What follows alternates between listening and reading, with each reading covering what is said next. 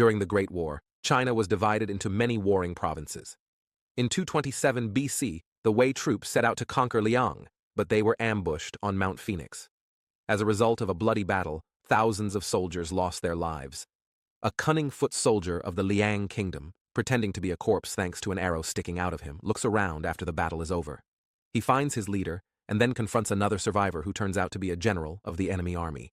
The general of the kingdom of Wei defeated the enemy with the help of a banner, but became a prisoner of the resourceful infantrymen.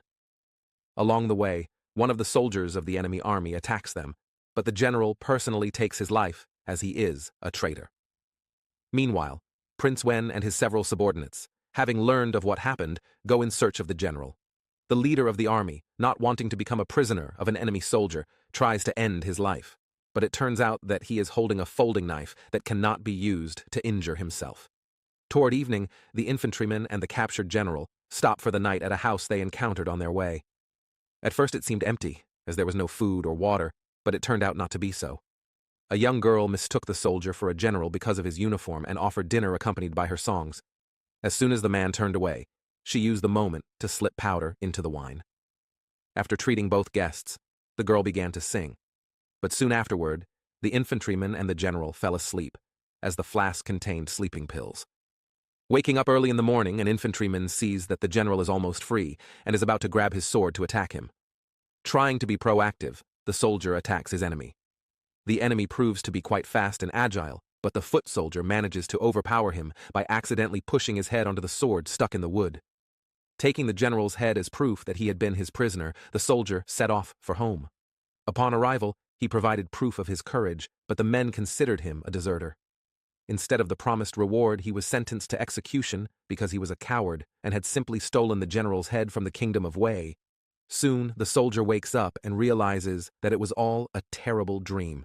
The general is in place and securely tied up, but the singer and the horse have disappeared. Not wanting to give up, the soldier decides to use the remaining cart to bring the general home alive and confirm that it was he who took him prisoner. Meanwhile, Prince Wen and Guard Wu continue to search for the missing general.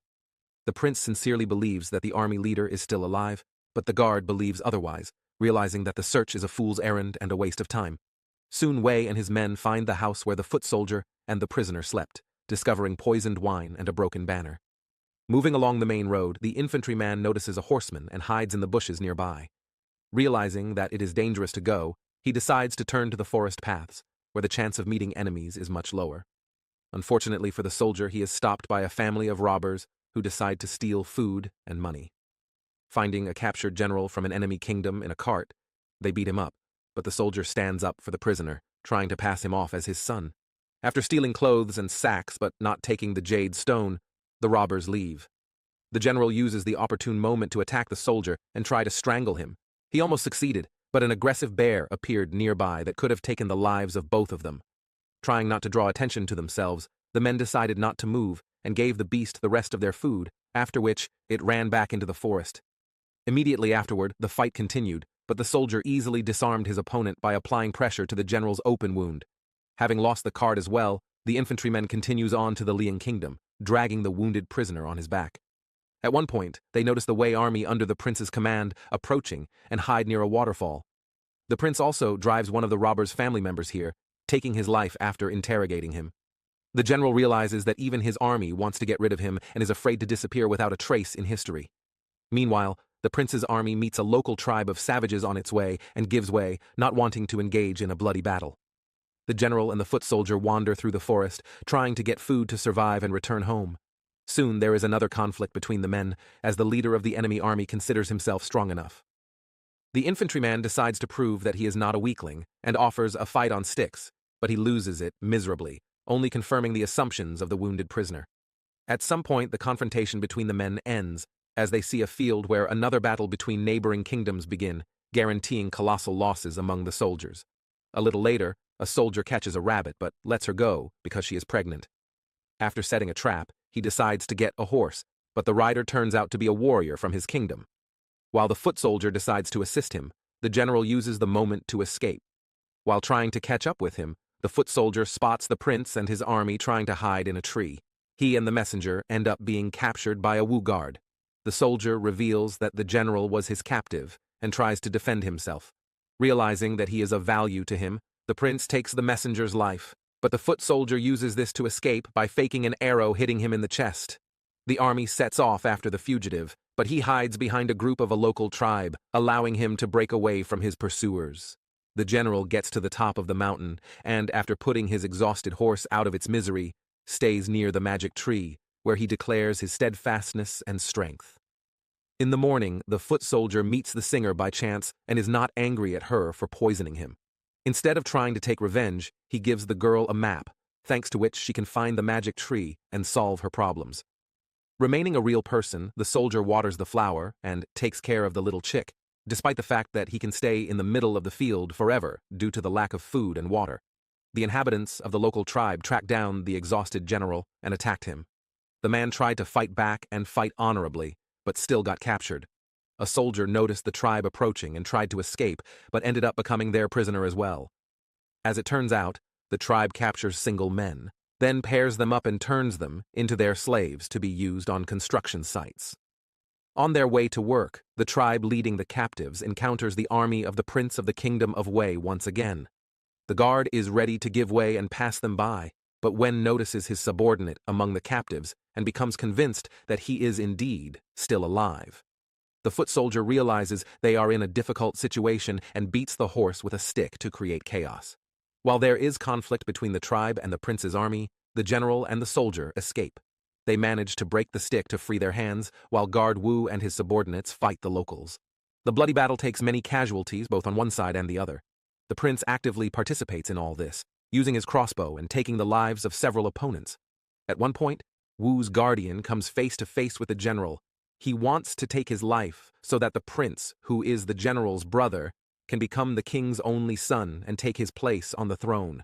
The foot soldier escapes, while the general and the guard engage in a fight from which only one will emerge alive. The wounded general seems to have no chance, but the foot soldier returns riding a buffalo and takes down Wu, protecting his prisoner.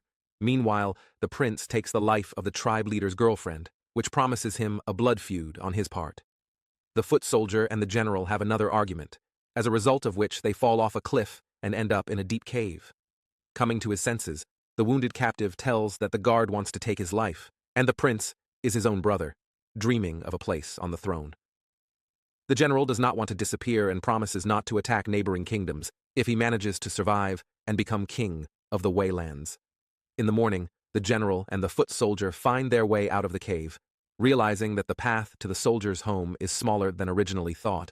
Soon the two of them are found by a prince and a guard who have arrived to finish the story. The prince could have shot his brother with a crossbow and taken his life, but has no intention of doing so. The guard incites the brothers, provoking them to a fight, as one of them must take a place on the throne, and only a fair fight can decide the fate of the state. The conflict is interrupted by the appearance of men from a hostile tribe who have come to take revenge. They want the prince, but Wu does not allow the savages to approach his master. He defends himself in every possible way and prevents the tribe's representatives trying to save the prince from an imminent end. Aggressive savages mistake the soldier and the general for their aides, so they attack them as well. While the leader of the Wei Kingdom army fights with dignity, a foot soldier from the Liang Kingdom decides to flee. Several savages pursue the soldier and use hunting-throwing weapons in the form of stones on ropes to capture him. Entangled in their legs, the foot soldier uses the stones for defense. Meticulously throwing them at his opponents, he forces them to retreat and returns to the battlefield. Wu loses his life, and the prince realizes that the savages only want him. Determined to end the feud and save his brother's life, Wen is pierced through the heart by his own arrow, falling into an eternal sleep. Realizing that revenge is complete, the savages leave, leaving the general and the foot soldier alone. After the funeral, they travel by boat, discussing plans for the future. The soldier negotiates a non-aggression agreement with the enemy on his lands, but still wants to surrender him to his leader. Upon arrival in the kingdom of Liang, the foot soldier changes his mind and releases the general, allowing him to return home. After raising the banner, the soldier returns home, but learns that their lands have been taken over by the third kingdom, and he is the only survivor. They order the banner to be lowered, but the soldier maintains his dignity and decides not to retreat. His enemies shoot him with a bow, causing the foot soldier to fall into eternal sleep, but he remains lying with the banner held high. A short while later, the kingdom of Wei was also captured, and the general never fought again. Thank you for watching. Please support us, like and subscribe. See you.